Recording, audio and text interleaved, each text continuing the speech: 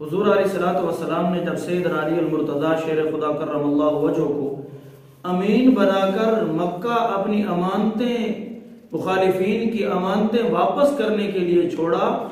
تو حضرت علی رضی اللہ تعالیٰ عنہ 3 دن وہیں حضور علیہ الصلوۃ والسلام کے مقام پر رہے۔ جب امانتیں واپس ہو گئی تو حضرت علی رضی اللہ تعالیٰ عنہ جب واپس جانے لگے تو اس وقت گھوڑے اور اونٹوں کا جو نظام تھا سواری کا، ان کے پاس یہ چیزیں تو تھی کوئی نہیں۔ پیدل گئے جب تو اتنے زیادہ لمبے سفر کی وجہ سے حضرت علی رضی اللہ تعالیٰ عنہ کے پاؤں جو ہیں ان پر ورم آ گئے، پاؤں سوج گئے، یہاں تک کہ زخمی ہو گئے،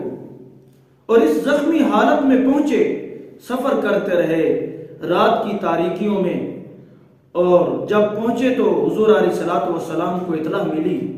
کہ حضرت علی رضی اللہ تعالیٰ عنہ جو ہے وہ پہنچ چکے ہیں۔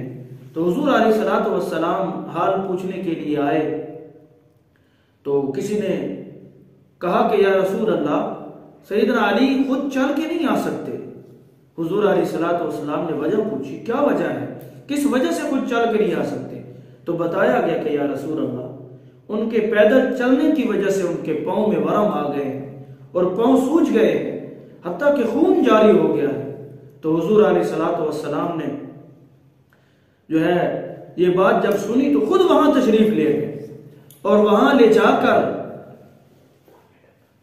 دیکھا، جا کر پہنچ کر دیکھا تو سیدنا علی رضی اللہ تعالیٰ عنہ کے پاؤں جو تھے وہ پھولے ہوئے تھے، سوجے ہوئے تھے۔ حضور علیہ الصلوۃ والسلام نے ان کے پاؤں پر، ایڑیوں پر اپنا لعاب دہن لگایا، اور اللہ کے محبوب پیغمبر صلی اللہ علیہ وسلم کے لعاب دہن لگنے کی وجہ سے سیدنا علی رضی اللہ تعالیٰ عنہ کو قرار آیا اور سکون آیا، اور فرماتے ہیں کہ میں ایسے محسوس کر رہا تھا کہ میرے پاؤں میں کبھی زخم ہوا بھی نہیں۔ کتنی عجیب بات ہے کہ حضور علیہ الصلوۃ والسلام نے جب ان کو لعاب لگایا تو سیدنا علی المرتضیٰ شیر خدا کرم اللہ وجہہ کی ایڑیاں فوراً ٹھیک ہو گئی۔ اور یہ اسی طرح ایک میرے ذہن میں ایک اور بات آ رہی ہے کہ سیدنا علی رضی اللہ تعالیٰ عنہ جب حضور علیہ الصلوۃ والسلام ان کو چھوڑ کر گئے تھے مکہ کے اندر امانتیں واپس کرنے کے لیے، اپنے گھر میں چھوڑ کر گئے تھے، تو مشرکین مکہ جو تھے وہ یہ کہتے تھے کہ آپ کو تنگی کی وجہ سے نہیں لے گئے، آپ کو بوجھ سمجھا جس کی وجہ سے آپ کو لے نہیں گئے، ایسی الٹی الٹی باتیں کی نعوذ باللہ۔ حضور علیہ الصلوۃ والسلام کے پیارے صحابی سیدنا علی رضی اللہ تعالیٰ عنہ نے جب یہ باتیں سنی تو بڑے پریشان ہوئے اور سوچ میں پڑ گئے۔ فرماتے ہیں کہ اسلحہ اٹھایا اور چل پڑے حضور علیہ الصلوۃ والسلام کے پیچھے۔ تو مقامی جرف پر جب یہ قافلہ، جو ایک مختصر سا قافلہ تھا،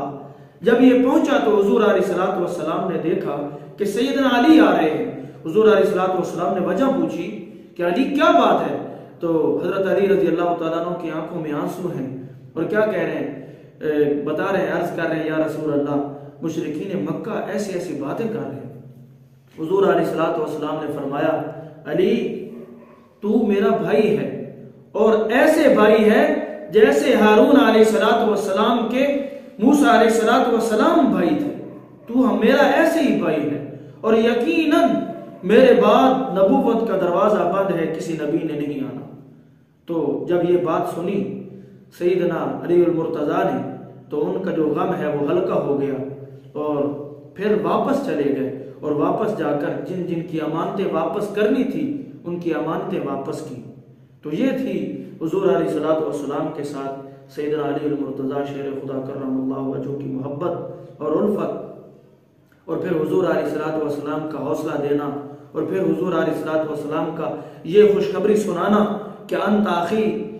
فی الدنیا والآخرہ، کہ علی تو میرا بھائی ہے۔ تو یہ کتنی محبت حضور علیہ الصلوۃ والسلام کرتے تھے سیدنا علی المرتضیٰ شیر خدا کرم اللہ وجہہ کے پاس۔ ایک حدیث میں آتا ہے کہ حضرت ام سلمہ فرماتی ہیں کہ حضور علیہ الصلوۃ والسلام کی جب وصال کا وقت قریب آیا